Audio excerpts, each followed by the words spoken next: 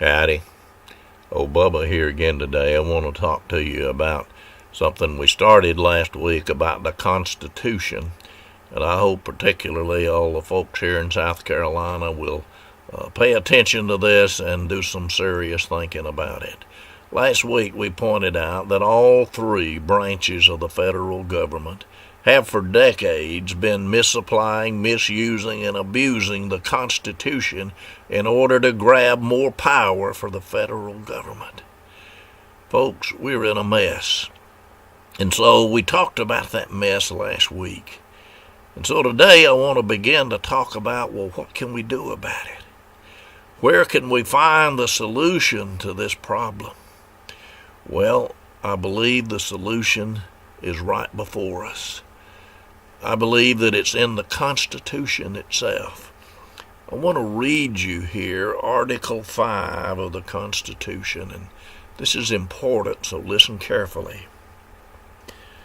The Congress, whenever 2/3 of both houses shall deem it necessary, shall propose amendments to this Constitution, or on the application of the legislatures of 2/3 of the several states, shall call a convention for proposing amendments, which in either case shall be valid to all intents and purposes as part of this Constitution when ratified by the legislatures of 3/4 of the several states, or by convention in 3/4 thereof, as the one or the other mode of ratification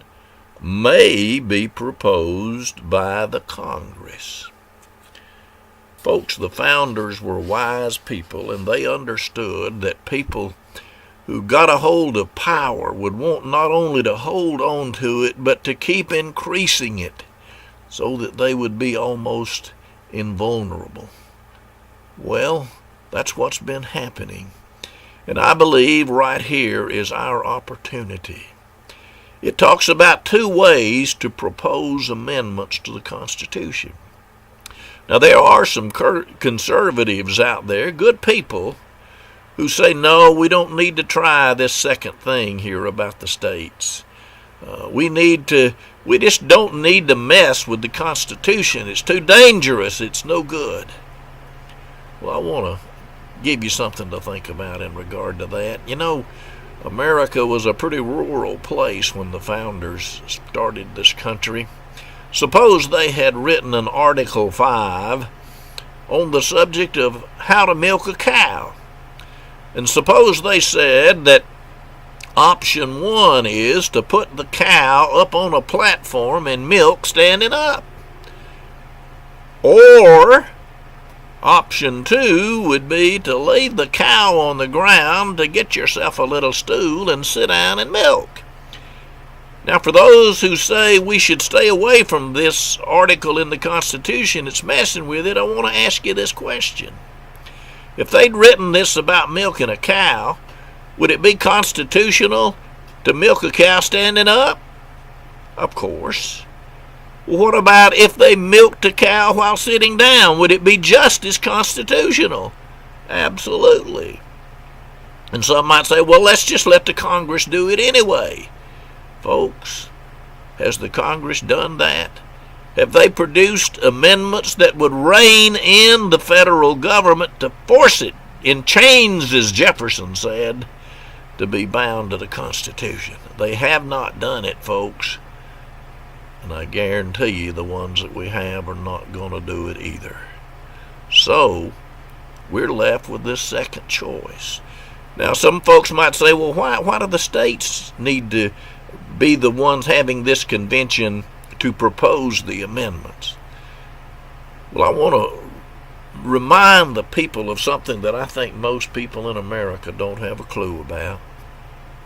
You see, it was the states that created the federal government, not the other way around.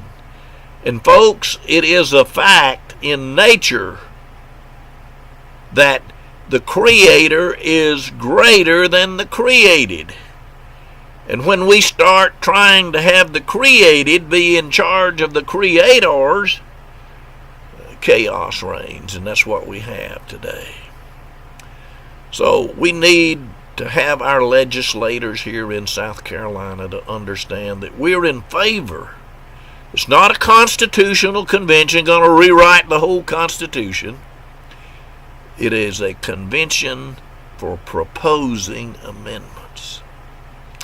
So I hope that you will come on the 17th of January to Columbia, and also that you will email or phone your legislatures and tell them that you want them to pass this so that the federal Congress, when enough states have agreed, will be forced to call a convention of the states to propose the amendment.